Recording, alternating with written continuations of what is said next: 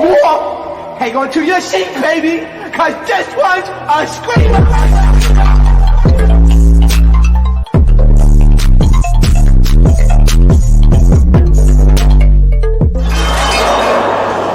Are you not entertained? Are you not entertained? What is going on, Entertain? So today I'm coming to y'all with another video. So in this video, you guys, we talking Greek life, okay? AKA put it on the line. Here's the thing. This episode was so damn random, but it was entertaining to say the least. So it starts off with them playing like pranks on each other. When not as TV, they so violent. Even the pranks look like they about to squabble. Like I really thought somebody was gonna really catch a fade with Big Ivory when they was kind of irritating her. I was like, oh my gosh, she about to park somebody. Like I thought she was really about to hit somebody, but she didn't.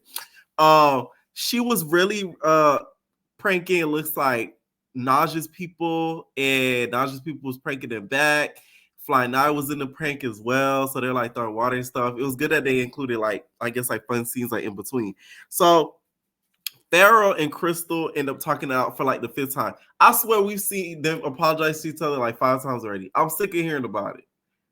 Crystal, you shouldn't be crying nowhere. No, now that's TV said. Like, I'm sorry. Like, it's just like, girl, why are you crying?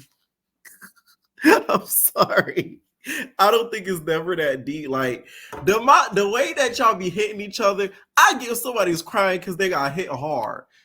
Crystal be crying off of words. What you crying about, girl? Like, sit down. Like, it's never that serious. I'm sorry. Now, Pharaoh apologizes for making her cry. And that whole situation with the eyelashes at this point, okay? It's giving BGC 13. Who stole my eyelashes? Okay? Well, it was eyebrows. Was it eyebrows or eyelashes? It was eyebrows. It was eyebrows.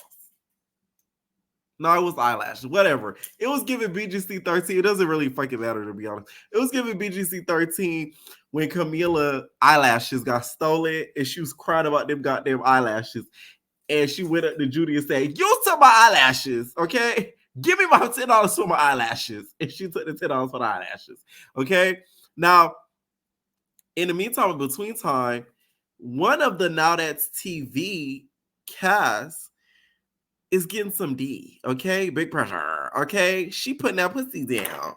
Bigger than, harder than Rari. So apparently, y'all, her and Gucci, we're getting it on. Let's get it on. Okay. She was putting that designer all up in her punani. Not gonna lie, I respect Pressure a lot for this. Let me tell y'all why. She's the only girl we've seen on Now That's TV really get played. When's the last time we really seen anybody on Now That's TV get played? I'll wait.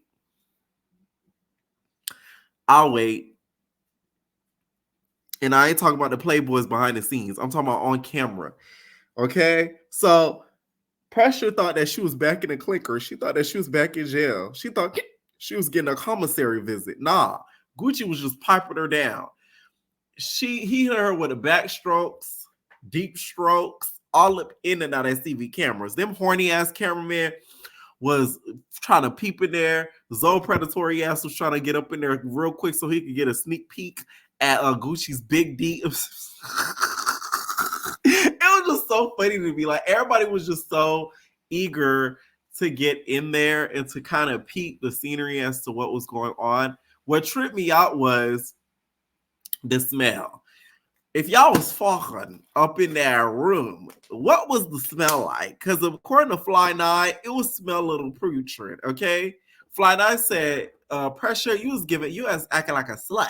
When I tell you I screamed when she said that, not gonna lie, Pressure, you was give a little bit slutty tease for doing something like this, but it made me like Pressure a lot more because she's done what others have not ever done on our TV, okay? Which is put that down on camera.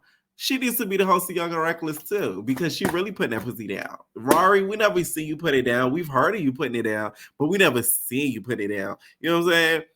Now, Gucci says that the punani is good, it's worth it, it gives pressure, but I guess Pressure cannot take the pressure of Gucci's pipe because she couldn't take it for the bag, apparently. Okay?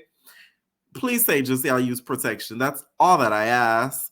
Now, Pharaoh and Landon ended up getting into it. Apparently, Farrell was walking near Landon and had like a CasimiGo's bottle and cracked it over Landon's head.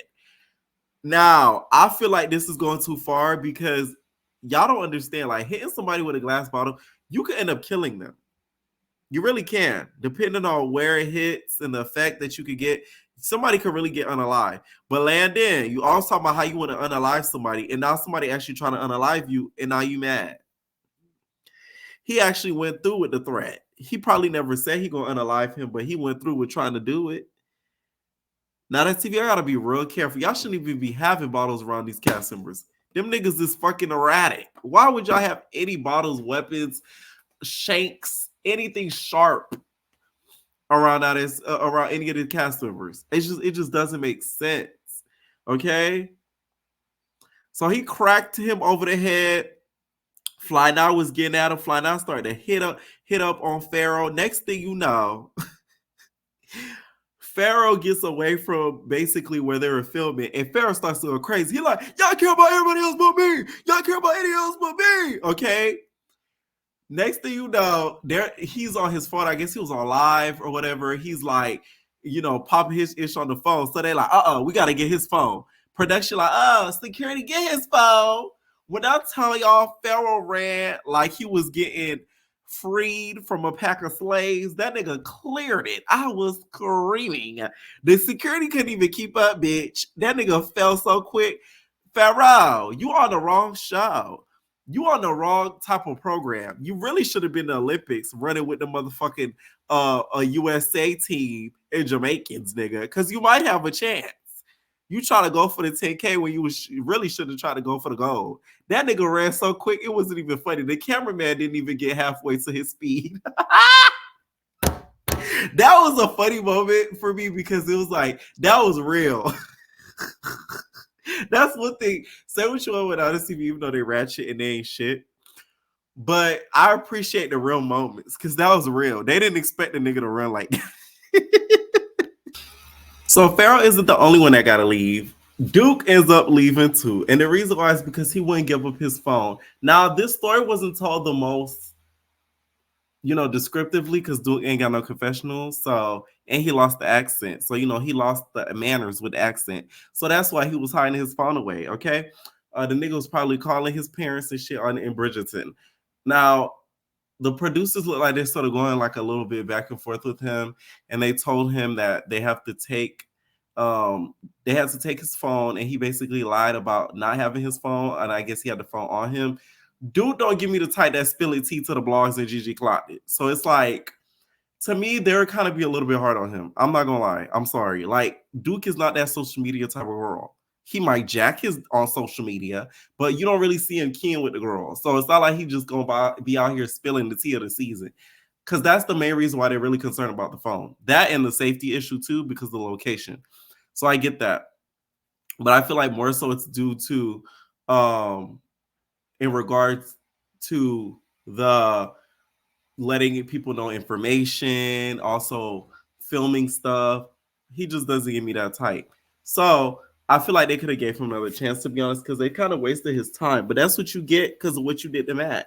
You hit that boy for no reason, just because you wanted to get your lick back, okay? Because, he left with the ultimate lick. So it's giving a little bit of karma.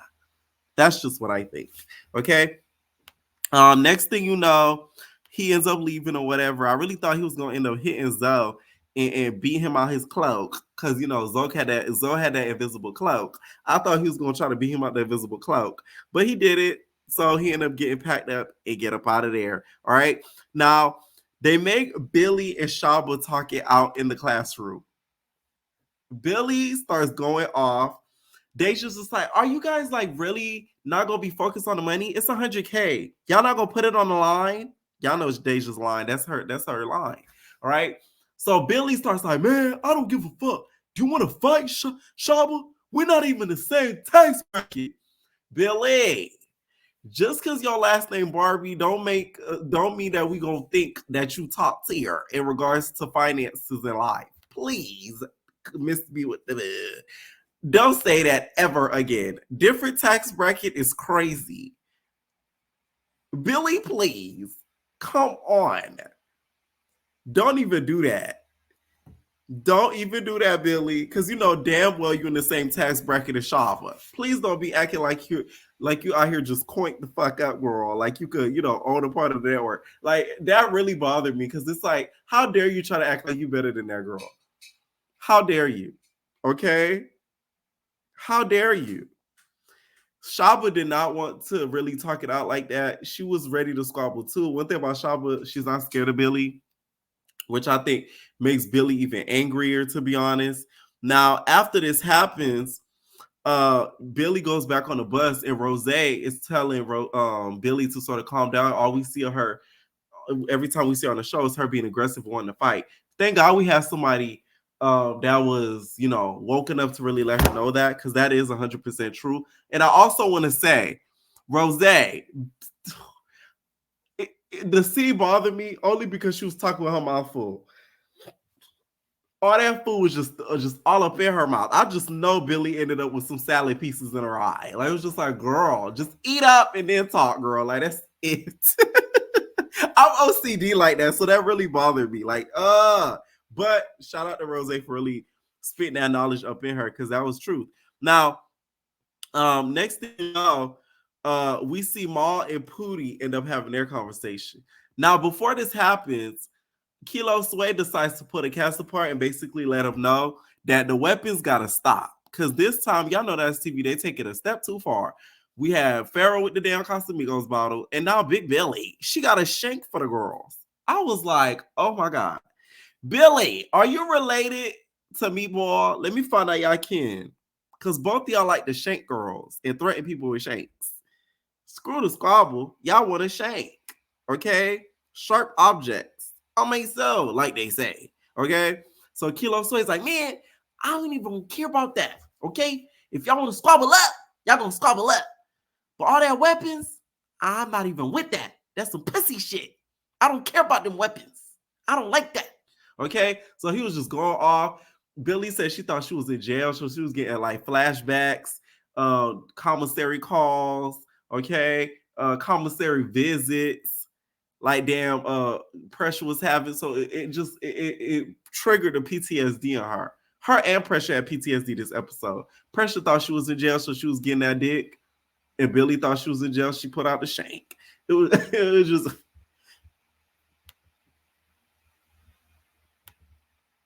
PTSD central. Okay, it was just PTSD.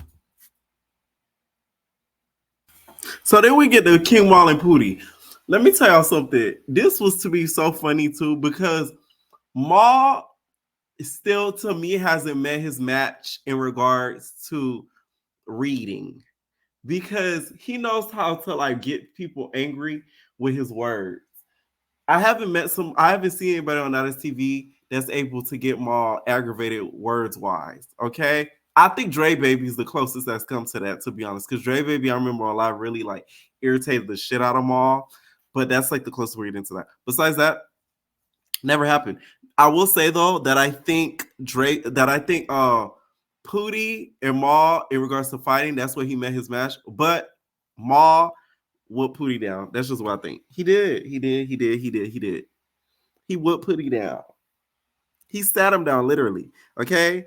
So Maul's just like, so yeah, what you did was you snuck me, and that's what you did. And that was smart of you. So you snuck me, and that's something I would do.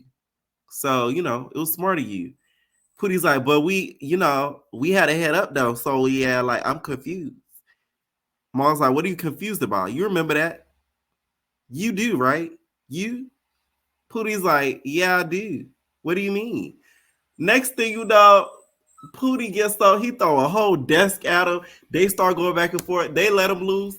Maul sits Pootie down. They start going back and forth. Pootie won that. Maul won that to me. Maul won that.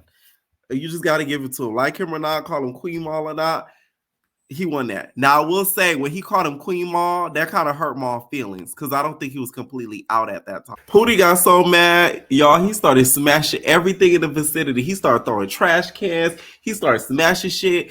So Kilo Sway had to pull him to the side. So he like, wait, man, what are you doing? You smashing shit, you breaking shit. What you think this was? He got so mad at him It was so funny seeing Kilo Sway snap like that. He was like, y'all keep playing me like I'm a pussy at hoe. That man walked away. They had Pootie put on some gloves and clean up the shit. Okay? Next thing you know, we get to say Hannah and Monty. This scene bothered me. Monty, to me, went down in the rankings for me, like, to the bottom. Because you literally were looking to fight her. You literally could have said, I got an issue with you, let's fight. I would have respected that. But for you to insert yourself in that conversation, which had nothing to do with you or Not As TV in general, it literally was a topic that is bigger than Not As TV. And your ass wanted to fight over some fucking Big Lex Bags collection. Bitch, the show ain't even had no more than 2 seasons. We done had like 10 shows since that show. Are you still mad at that stupid girl? Like, it's so dumb to me. Like, Monty to me is like, she literally wanted to just have that camera time for that session. Like, it made no sense to me. So they were talking about basically white people being able to say the N-word. Barbie feels like her friends should be able to. Barbie, you ain't smart for that. And Santa feels like no white person should be able to say the N-word, okay? So they were talking about that, and then Barbie says the reason why is because y'all be protecting these black people, but they be the same black people that slap the shit out of me as a T girl. Which, like I said, those two conversations don't really correlate, in my opinion. But I get what Barbie's basically saying because she's basically saying those same black people she's trying to make sure is protected in regards to sayings will be the first person that'll turn around and call her a faggot. So it's sort of like, why would I protect you verbally if you're not going to do the same for me? I kind of get that. Don't get me wrong. But I still don't think those two directly correlate with each other. Because before, you see I'm gay, bitch, I'm black. It don't matter. They're going to target me regardless because I'm black. It don't matter what I like. You see what I'm saying? That's just what I think on the situation. But Monty, give it to Monty. She's like, oh, bitches want to stand on shit. You feel me? They gonna stand on shit, pop your shit. You gonna pop your shit like a girl, pop your shit. I was like, what? Sahana just sitting there like, what the fuck going on? Next thing you know, Sahana's like, who are you talking to? She hops on Monty. She hops on Sahana, gets on top of her. Sahana didn't look any damage. And then they go for a second round. That's what we see next episode. She did bloody Sahana's nose. I will say in that second round, Monty did win. Sahana fights with her hands open. Boom. Whatever. To me, Monty lost the war, though, because you look stupid as fuck doing that. You could have just asked her to fight. Like, there was a lot of people that did that the first episode, and there was no issue. Like, it's not that serious. You had issues with her online. You could have just not been cool with her throughout the whole time and just fought her the first day and get it over with. Like, why wait? For what? You wasn't fighting with nobody else? Anyways, let me know what y'all think down below about this episode, and we're our babies. No personal thing.